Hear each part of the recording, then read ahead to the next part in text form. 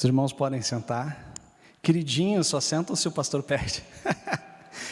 Pensava que já tinham sentado. Quando eu tinha mais ou menos 14 anos, eu fui no meu primeiro acampamento, primeiro retiro de igreja.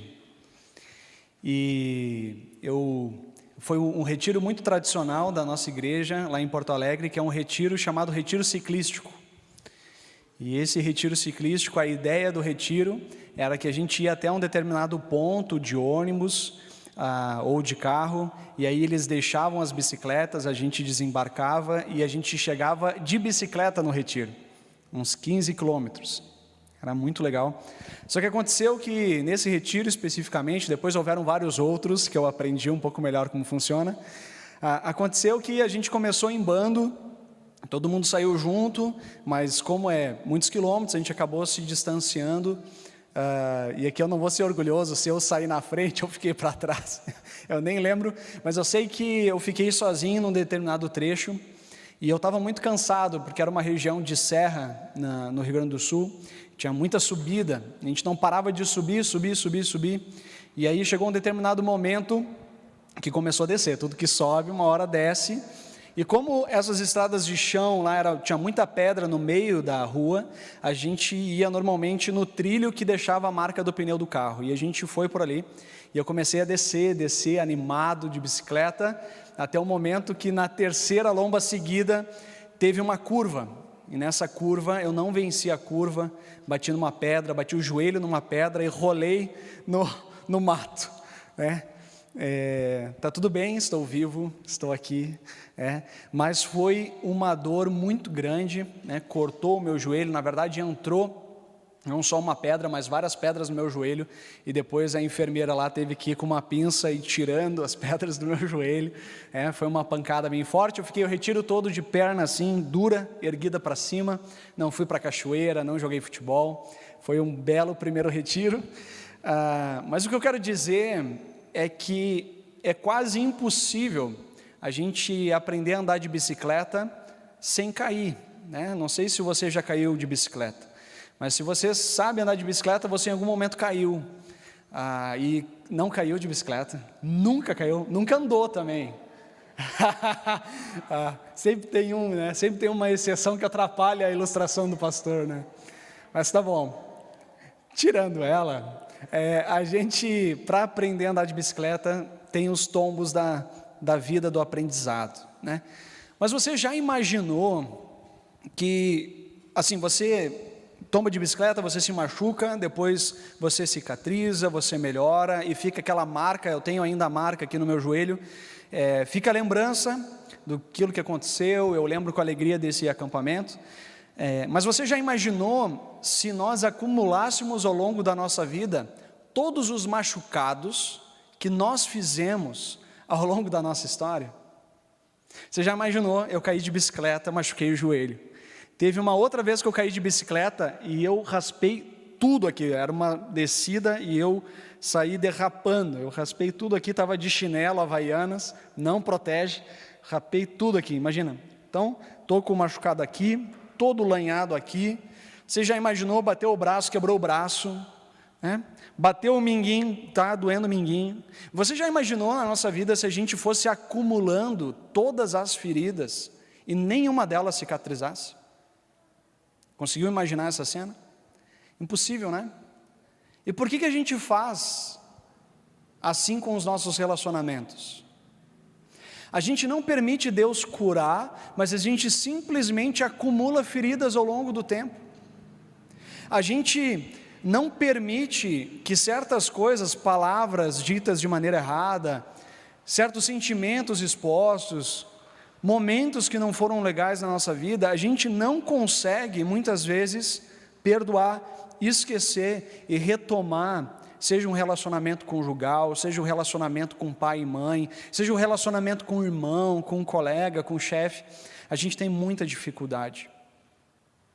Por que a gente prefere abandonar um relacionamento, sair da igreja, sair do trabalho, ao invés de resolver os relacionamentos? A palavra de Deus, em Colossenses capítulo 3, fala um pouco sobre isso. E ele diz assim: portanto, como povo escolhido de Deus, santo e amado, revistam-se de profunda compaixão, bondade, humildade, mansidão e paciência. Suportem-se uns aos outros e perdoem as queixas que tiverem uns contra os outros. Perdoem como o Senhor lhes perdoou. Acima de tudo, porém, revistam-se do amor, que é o elo perfeito. O verso 15 diz que a palavra de Cristo seja o juiz em seu coração, visto que vocês foram chamados para viver em paz, como membros de um só corpo, e sejam agradecidos. Eu quero chamar a sua atenção para uma questão aqui. Primeiro, Paulo ele está se referindo aqui ao relacionamento como igreja. Ele está falando das pessoas que creem no Senhor Jesus. Bruno, da onde você está dizendo isso? No final ele diz: vocês são chamados a viver em paz como membros de um só corpo. Ou seja, você creu no Senhor Jesus e você foi inserido na família da fé. E esse relacionamento entre irmãos na fé devem ser marcados pela mutualidade. Olha o que ele diz. Quando ele fala a respeito do perdão, ele diz: perdoem as queixas que tiverem uns com os outros. A mutualidade nos nossos relacionamentos deve ser uma marca da nossa vida. Nós falamos no encontro passado que Jesus, ele nos convida para viver a realidade do reino dele. Ele é o rei e nós vivenciamos a realidade do reino dele. É uma realidade espiritual. Jesus ele disse: olha, vocês não vão dizer o reino está aqui ou o reino está ali, porque vocês não verão o reino de modo visível, mas o reino estará entre vocês. E quando ele falou isso, ele está falando de uma realidade espiritual que só vivencia quem crê no Senhor Jesus. Se nós cremos no Senhor Jesus, nós somos conduzidos para essa realidade espiritual. No culto passado, um texto que eu citei, que traz luz a esse tema, é um texto também de Colossenses, capítulo 1, em que Paulo vai dizer: vocês foram retirados do domínio das trevas, resgatados, melhor dizendo, esse é o verbo que ele usa, vocês foram resgatados do domínio das trevas e foram transportados para o reino do seu Filho amado. Olha só a imagem de lugar que ele traz para nós. Existe um lugar onde existe o domínio das trevas. Mas o que é isso, Bruno? O domínio das trevas é quando a nossa vida é regida pelo nosso próprio coração, e ao ser regida pelo nosso coração, que é enganoso, marcado pelo pecado, os nossos relacionamentos possuem essa marca. A marca da separação, a marca da ruptura, a marca da falta de perdão, do egoísmo e do orgulho. Agora, quando nós somos tirados desse ambiente hostil, nós somos conduzidos para o reino dele, como Jesus diz para Nicodemos: é necessário nascer de novo para entrar no meu reino. Esse reino não só é eterno, mas a realidade de Deus entre nós. Quando nós conhecemos a Jesus, nós passamos a viver essa realidade do reino de Deus entre nós. E o que eu quero chamar a sua atenção para essa sequência de mensagens é o caráter de mutualidade. Nenhum relacionamento é construído de maneira unilateral. Nenhum relacionamento é só uma pessoa tentando se relacionar, mas o relacionamento tem a ver com ambas as partes. E eu não sei que nível de comunhão você já experimentou na igreja, mas eu já experimentei diversas situações na igreja em que eu tive que ser suportado pelos meus irmãos, que eu tinha imaturidades, que eu tinha ranço, que eu tinha um temperamento difícil, e irmãos me acompanharam e me amaram, e isso foi transformando o meu coração. Mas quantas vezes também tive que suportar irmãos difíceis, pouco amáveis em alguns momentos da sua vida, mas que Deus nos dá graça para amar. Se tem algo diferente, uma boa notícia que o reino de Deus entre nós oferece para aqueles que não conhecem a Jesus são relacionamentos marcados pela reciprocidade. São relacionamentos marcados por uns para com os outros. E é sobre isso. O nosso tema hoje trata-se sobre o perdão, mas não o perdão unilateral. Porque você não constrói ponte sozinho, você precisa de ambos os lados. Por isso, nós queremos, nessa temática de os irmãos pouco a pouco retomando ao convívio presencial, não só na igreja, mas o convívio presencial em diferentes ambientes que a gente está se dispondo a estar, é necessário a gente crescer nessa dimensão também do perdão. Quem sabe tem alguma conversa de WhatsApp, Facebook, que a gente precisa retomar presencialmente. A palavra perdão, no contexto bíblico, ela é muito interessante, que ela traz a imagem de uma soltura voluntária. Alguém está aprisionado e você liberta voluntariamente essa pessoa. A palavra perdão pode significar nesse sentido soltar, deixar ir, deixar passar, liberar sem castigo. Liberar sem castigo. Liberar, perdoar sem dizer, mas lá na esquina você me paga. Que a vida te machuque em dobro. Mas não é isso que a Bíblia diz. Não é isso que a Bíblia diz. Jesus, ele contou muitas histórias, e uma das histórias que Jesus conta é uma história de uma relação também difícil a respeito do perdão. Mas o que eu quero chamar a atenção para a história que Jesus conta não é necessariamente o perdão, mas é a consequência da falta do perdão nas nossas vidas, algo que a gente às vezes não percebe na história que Jesus conta. Jesus conta a história de um senhor que tinha muitos empregados, e um desses empregados tinha uma dívida impagável. E você sabe que no contexto bíblico, uma dívida impagável, ela é uma dívida que torna a pessoa escrava desse chefe, dessa pessoa a qual ele deve. Então, a pessoa que se torna escrava e uma dívida impagável, ela acaba vendendo a própria esposa, os filhos, e fica refém daquela relação. E, portanto, essa pessoa com uma dívida impagável, ela foi quitada a sua dívida pelo seu senhor, pelo seu chefe.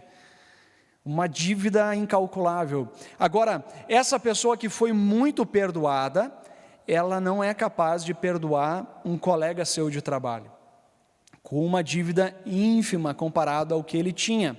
Mas o que eu quero chamar a atenção de você possivelmente conhece essa história, é para a consequência da falta de perdão.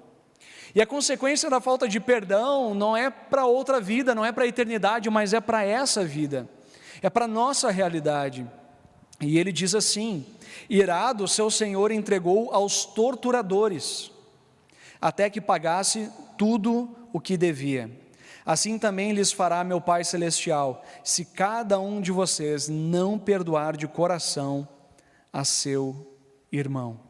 Olha só essa palavra difícil de receber.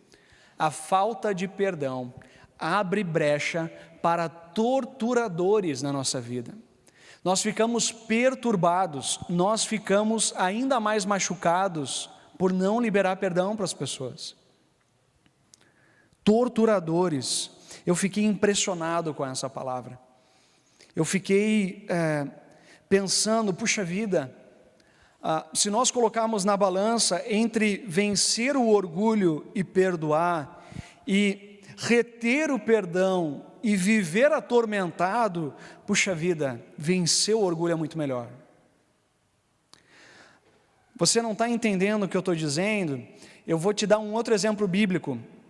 Lá em 1 Samuel, se você tem a sua Bíblia, abra a sua Bíblia comigo, eu quero ler só 2 versículos, 1 Samuel, onde conta a história de um homem chamado Saul.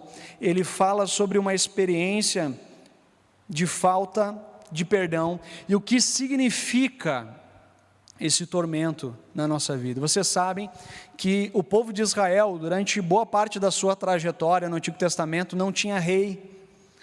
Porque o entendimento é que o único rei é Deus, e eles estão debaixo do governo de Deus, mas olhando para as outras nações, eles escolheram um rei para si. Eles pediram para o profeta Samuel: queremos um rei, conceda um rei para governar a gente. Então, isso tem um significado bastante importante, porque o entendimento deles era que Deus era provedor, Deus era a sua segurança, Deus era aquele que libertava, e agora eles estavam pedindo um homem, literalmente um homem, para que tomasse a frente, para que guardassem eles de todo perigo e dano, para que preservasse a sua vida.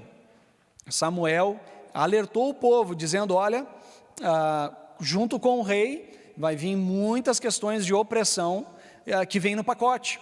Ele vai pegar parte da terra de vocês, da produção de vocês e assim por diante. Mas eles escolhem Saul. Saul se torna rei. Saul, ele era um homem grande, ele era alguém imponente, guerreiro, e durante um certo tempo ele continua como rei. Mas uma certa altura, Saul, ele desobedece a Deus. Deus fala algo para Saul fazer e ele desobedece a Deus. E ao desobedecer a Deus, uma palavra de rejeição por parte de Deus é conferida a Saul.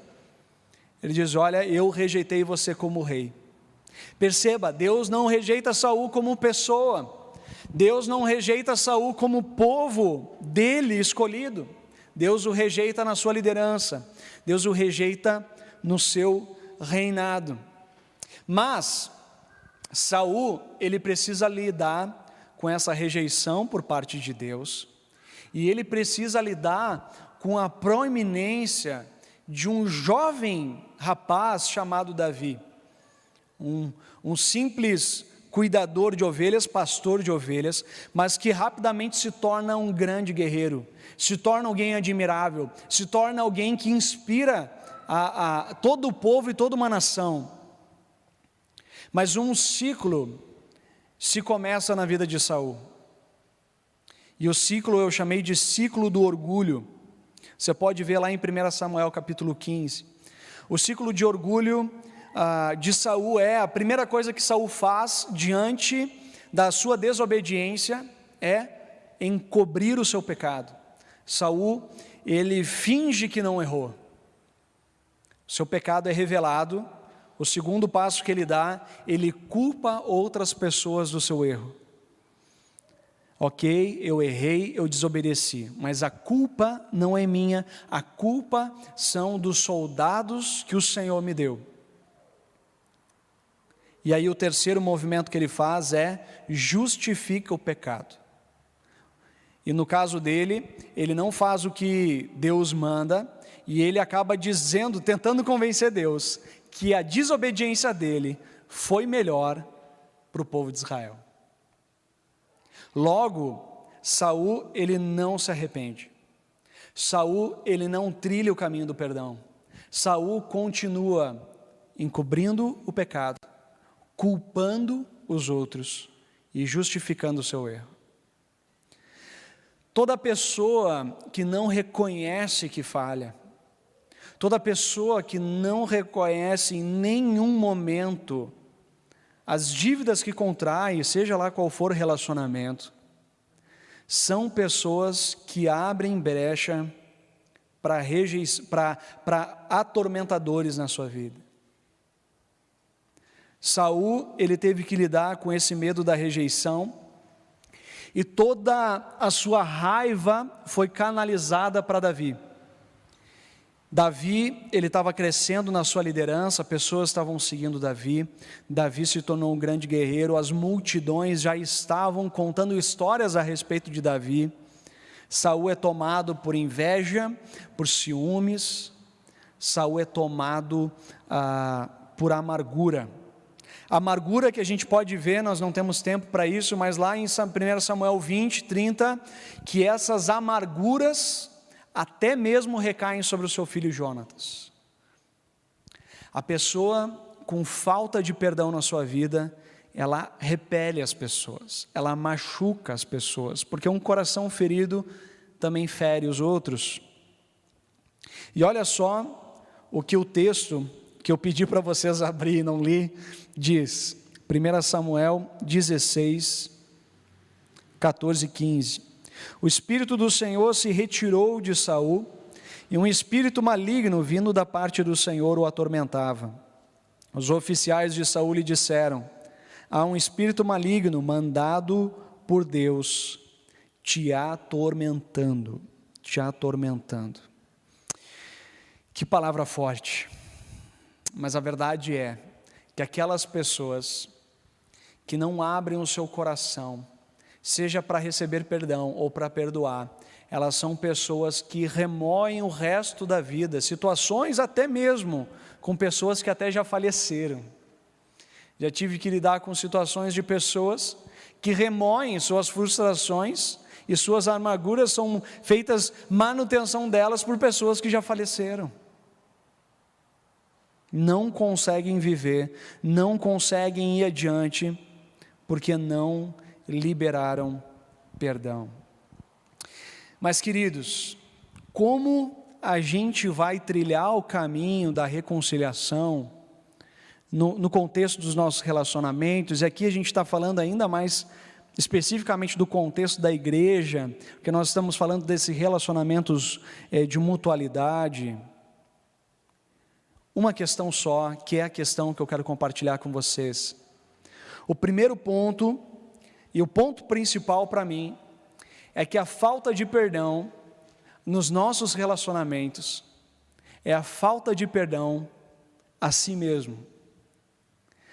Nós não reconhecemos o nosso erro, porque nós não conseguimos vencer o orgulho em nós mesmos. Nós não conseguimos avançar nos nossos relacionamentos porque eu não consigo lidar com a frustração de mim mesmo. Então a primeira questão que pode estar travando os nossos relacionamentos de retomada da pandemia é a falta de perdão próprio. Porque pior do que escolher um juiz humano para julgar a nossa vida, uma pessoa, é escolher nós mesmos. A gente é muito mal com a gente mesmo. A gente se cobra demais. A gente acha defeito em tudo. Mas a nossa vida não vai avançar, os nossos relacionamentos não vão acontecer se a gente não reconhecer o nosso erro, não depositar aos pés da cruz e seguir adiante como pessoas perdoadas.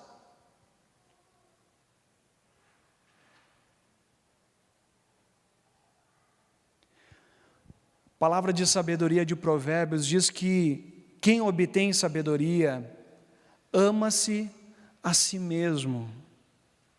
A sabedoria no contexto do livro de Provérbios tem a ver com o temor do Senhor, tem a ver com o relacionamento com Deus. Por isso que eu estou dizendo para você é que essa realidade do perdão de Deus no infringir dos ovos é a falta de relacionamento com Deus. Porque se nós não perdoamos, é porque nós não percebemos a profundidade e quão dolorido é a culpa do nosso pecado.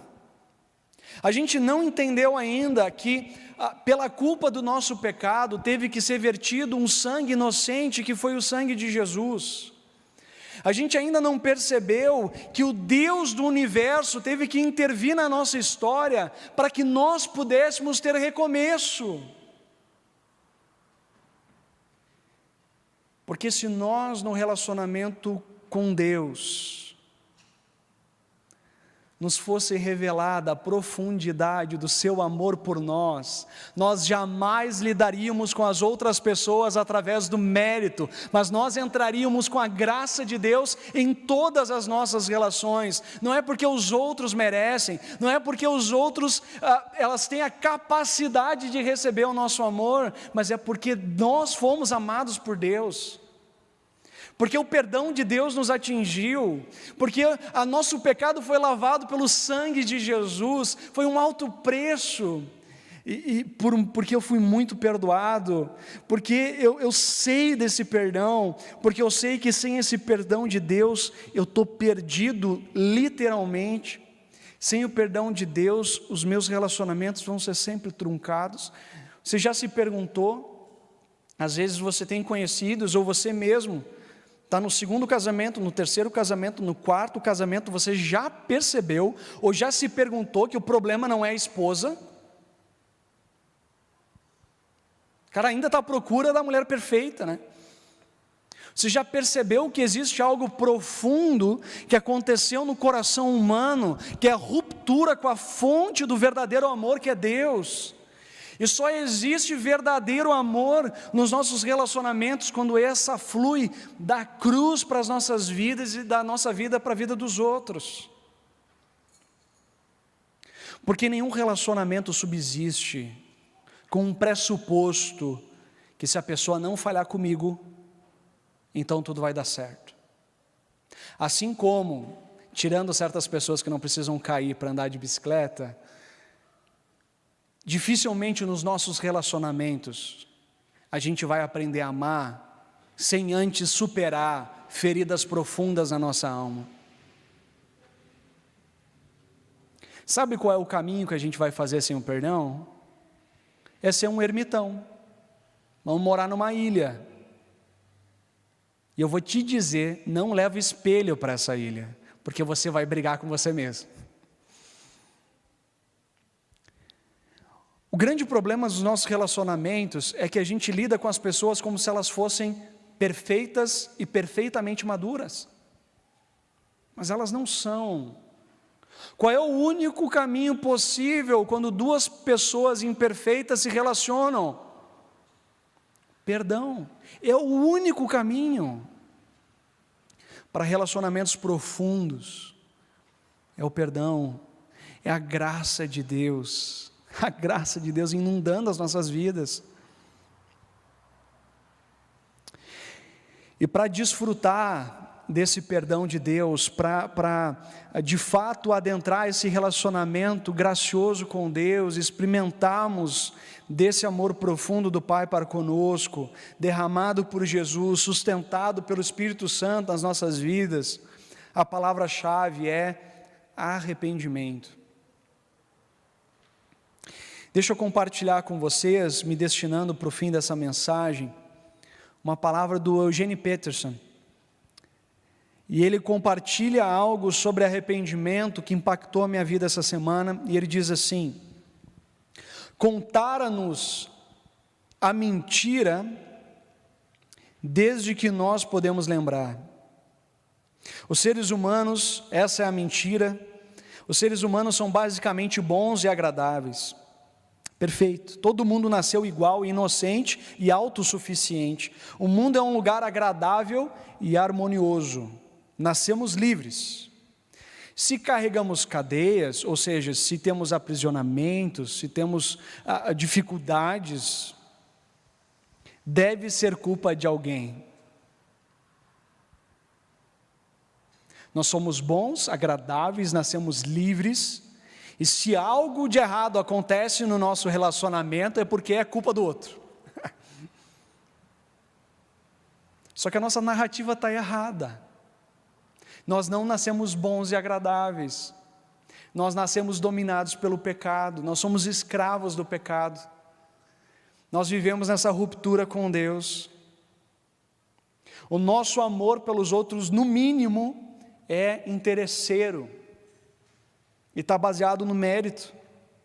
Se a gente avaliasse os nossos relacionamentos, a gente se dá bem com pessoas no trabalho porque elas nos ajudam a desempenhar o nosso trabalho.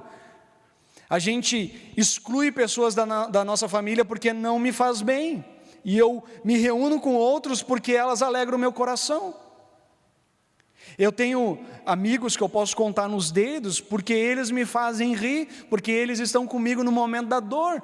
Todo momento é eu servindo a mim mesmo. E quando uma pessoa não está bem, quando uma pessoa faz algo errado, nós cancelamos essa pessoa. A culpa possivelmente não é da outra pessoa. Comece olhando para você, comece olhando para mim mesmo. A culpa, em primeiro lugar, é minha e tem a ver com o meu relacionamento com Deus. O primeiro passo, diz Peterson, é em direção a Deus, é um passo de distanciamento das mentiras do mundo, é a renúncia às mentiras que nos foram contadas sobre nós, o nosso próximo e o nosso universo. A palavra que define é arrependimento. Olha só o que ele fala sobre arrependimento, presta atenção mais um pouquinho nesse texto. Arrependimento não é uma emoção, arrependimento não é ficar triste pelos meus próprios pecados, é uma decisão, e olha só que decisão é decidir que você errou ao supor que conseguiria gerir sua própria vida e ser o seu próprio Deus. É decidir que você errou ao pensar que você possuía e poderia conseguir a força, a educação e o treinamento para se arranjar sozinho. Em algum momento você e eu precisamos perceber que não está em nós a força para construir bons relacionamentos. Não está dentro de nós. Para com esse negócio esotérico de ficar encontrando a paz dentro de você mesmo. Não está dentro de você mesmo. Dentro de você mesmo reside pecado. Você não vai encontrar nada lá. Você vai encontrar um coração enganoso. Isso você vai encontrar. E Peterson, ele continua falando algo maravilhoso. E ele diz: o arrependimento põe a pessoa em contato com a realidade que Deus cria. O arrependimento é essa decisão de dizer para Deus: ok, Deus, eu não consigo sozinho. Ok, Deus, eu reconheço o quão falho eu sou e eu preciso do teu perdão. Deus faz a gente viver um novo tempo, uma nova criação. Uma realidade que Deus cria, e essa realidade é o reino de Deus, e essa realidade é marcada pela mutualidade, e essa realidade é marcada pelo perdão, essa realidade é encharcada pela graça de Deus.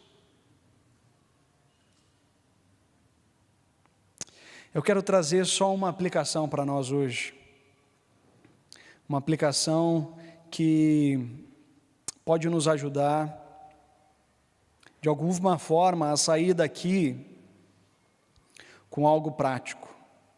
Eu gosto de falar, mas se você não entendeu nada do que eu disse, fique com a aplicação, tá bom?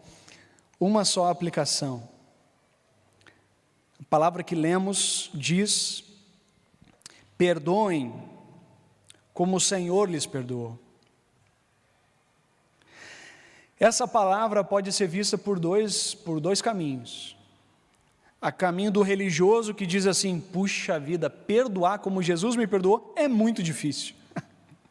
O religioso vai tentar de todas as formas e não vai conseguir. Ou mergulhar no relacionamento com Deus e desfrutar profundamente desse perdão que vem de Jesus. Encharcado nessa graça, você vai perceber que todo o resto vai ser transformado. Porque no fundo, a gente precisa reconhecer que existe um inimigo nos nossos relacionamentos, mas esse inimigo não é o outro, esse inimigo sou eu. Por isso, uma aplicação só: perdoe a si mesmo. Perdoe a si mesmo. Recomece, mas recomece no seu coração. Recomece no seu relacionamento com Deus. Quero te convidar a ficar em pé, nós queremos orar.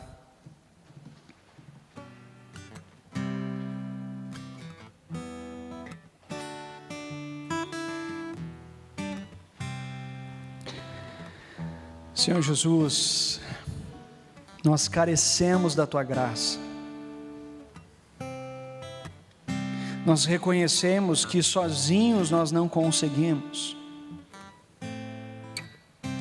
Senhor, nós temos muitos recursos ao nosso entorno, e esses recursos, eles são importantes, eles nos ajudam até certo ponto, mas Senhor, a gente precisa de Ti.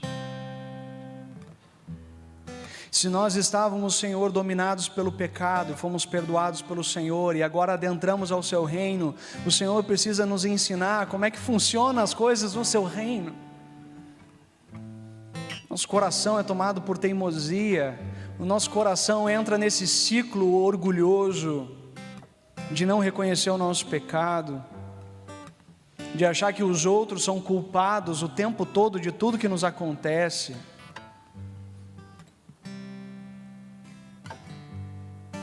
Senhor, perdoa o nosso pecado. Nosso pecado de simplesmente achar que podemos caminhar sozinhos.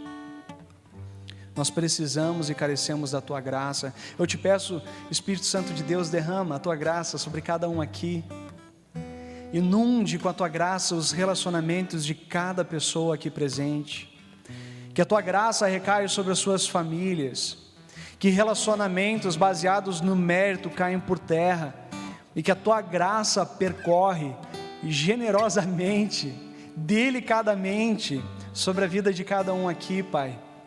Senhor, derrama o Teu perdão sobre a vida de cada um, que veio, quem sabe, com um peso de culpa, vem arrastando amarguras pela vida, Senhor, e tem experimentado de perto o que significa esses torturadores enviados pelo Senhor, essa brecha da falta de perdão, Senhor, que oprime a nossa vida, que tira a alegria, que impede de vivermos relacionamentos saudáveis, recíprocos, baseados na mutualidade cristã que temos em Cristo Jesus. Derrama o Teu perdão, Jesus. O Senhor derramou sangue inocente. O Senhor enfrentou calúnia, difamação, os pregos nas suas mãos e nos seus pés, coroa de espinhos, uma morte terrível de cruz, não porque o Senhor gosta de sofrimento, mas porque era necessário fazer por amor. Que nessa hora, Pai, o Senhor nos mostre o quão profundo foi o Seu amor, a extensão do Seu amor para conosco. E não permita, Pai, que em nenhum outro momento na nossa vida a gente continue sendo as mesmas pessoas, rancorosas, amargas e orgulhosas. Que a Tua graça tome conta da nossa vida e a gente possa surpreender as pessoas com o Teu amor, ainda que elas não mereçam. Nós te pedimos isso, Senhor, em nome de Jesus. Amém.